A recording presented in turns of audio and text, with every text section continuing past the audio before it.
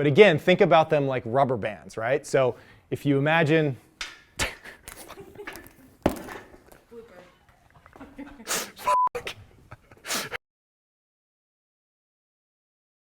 Hey guys, Paul here from Horn Strength and Conditioning in Los Angeles. Today we're going to talk about the squat. We're going to talk about depth. We're going to talk about the bounce at the bottom, how to find it, how to feel it. We're going to talk about what your knees and hips are supposed to do on the way down there.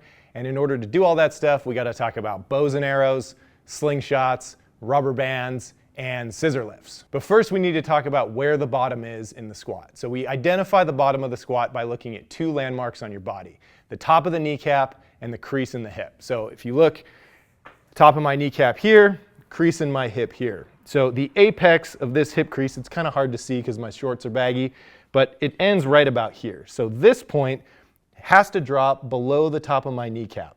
That's how we figure out where the bottom is. And what that point represents is where we're stretching out all the muscle mass, or where we're engaging all the muscle mass in the squat. So it's really important that we get down that low so that we can work all the muscle we need to work. Now, your ability to get that low in the squat has a lot to do with your stance width. So imagine I took a stance that was really wide, like say something like this, and I try and squat down so that my hip crease drops below my kneecap. Well, I'm not going to be able to do it, right? I'm going to get to about here and I'm going to get stuck. And the reason I'm stuck is because my groin muscles, my adductors, have fully stretched and I'm not anywhere near the bottom because, again, my stance is too wide. So I want you to think about the muscles of your inner thigh kind of like rubber bands on a slingshot. As you lean over and reach back with your hips and shove your knees out, what you're really doing is stretching out those rubber bands. So what we're trying to do is pick a stance for you that puts the limit of those groin muscles' ability to stretch right at the bottom of the squat. Right? Now for most people, that's going to be a stance with heels about shoulder width and toes pointed out about 30 degrees. That stance will again stretch out your adductors right at that inch below parallel spot. So for me, it looks like this. If I take this stance and squat down and shove my knees out real hard, that's about it. I can't really get any lower than this because this muscle mass is all pulled real tight, right? Those rubber bands are fully stretched. Now I can go lower if I let my knees cave in and take the tension off those muscles, but I don't want to do that because now they can't help me anymore.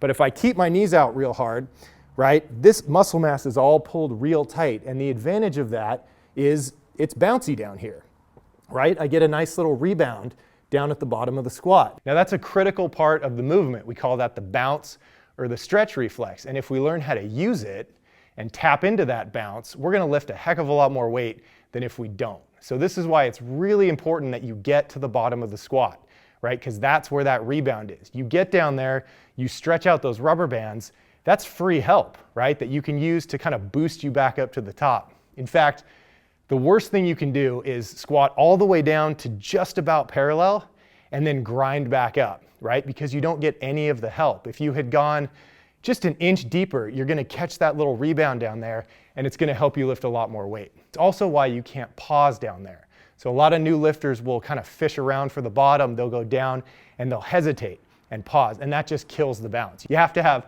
a little bit of speed going into the bottom so that you can feel that rebound. Now, we got to talk about how we're actually going to get down to the bottom. What are the knees supposed to do? What are the hips supposed to do that are going to get us into that position where we can actually use that bounce? And to do that, we got to talk about scissor lifts. Okay, so what is a scissor lift? Well, this is a scissor lift. And this is a really terrible drawing of a scissor lift. You may have seen one of these things at Home Depot, a construction site, maybe a football game, but the basic idea is there's a little guy that rides up and down in this cart at the top, right? Now, the cool thing about scissor lifts is they teach us what the knees and the hips are supposed to be doing in the squat. So if we imagine for this thing, the balance point is right here, right? And in order for this thing to track up and down evenly and not have the guy topple over, this side has to go out that way, and this side has to go out that way evenly, right? Now, here's the cool part. Imagine this is your face, this is the hip, and this is the knee, right? Maybe I can get rid of these little lines right here, and you can see this better. Okay, so if we think that this is our foot, yes, in the squat, The hips have to go back, and most people get this right. They reach back with the hips, but what they forget to do often is put the knees forward as well, right? Again, to keep this whole thing balanced over the middle. To illustrate how this works practically, we're going to use this pipe to represent where my knee will be at the bottom of the squat. So if I put this about an inch in front of my toe, and I know that just because I've done this a million times, for my anthropometry, my knee will be about an inch in front of my toe at the bottom of the squat. Yours may be different, but for most people, it's somewhere around there. So if I go down to the bottom and shove my knees out real hard and balance over the middle of my foot, my knee is going to touch that pipe. Okay, so that pipe represents the position my knees will be in when I'm balanced at the bottom. When I squat, the first thing I want to do is shove my knee forward and put it on that pipe. So imagine that I handed you a bow and arrow and I told you to shoot it, right? What's the first thing you need to do? Well, you need to stick your arm out and lock it in place so that you have something to pull back off, right? You're trying to stretch out that bowstring. Shoving your knees forward in the squat is the same thing as fixing your arm out.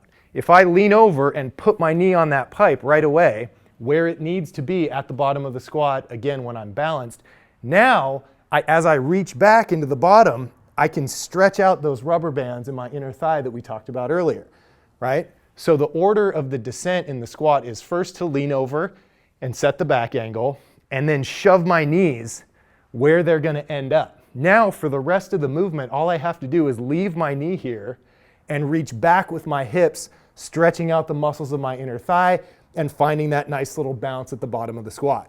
And so if you imagine this is one of your groin muscles, right?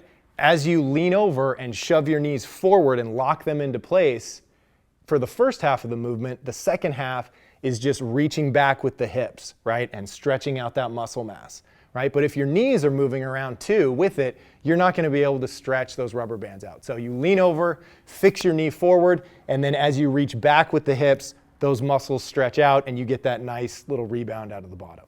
Here's what most people do. They lean over and they shove their hips back, but they forget to put their knees forward first, right? So now the whole thing's off. You're going to be too leaned over, and as you slide to the bottom, we know your knee's going to go here, right? Because that's where balance is. If you don't get your knee here, you're going to fall. So as you get down to the bottom, the knees are going to slam forward, and you have what we call knee slide, which can cause tendonitis in your hips, and you have all kinds of momentum carrying you the wrong way. It's very hard to keep that barbell centered over the middle of your foot if your knees are sliding forward at the bottom. So again, lean over, shove your knees forward and out first, and then with the knees set, you can reach back with the hips, stretch out those rubber bands, and then tap into that very useful rebound out of the bottom of the squat. Thank you so much for watching. Please leave us comments below. Let us know if you're having issues with depth in your squat. We'd love to help you out. Check out these videos for more. Subscribe to the YouTube channel. We'll see you next time.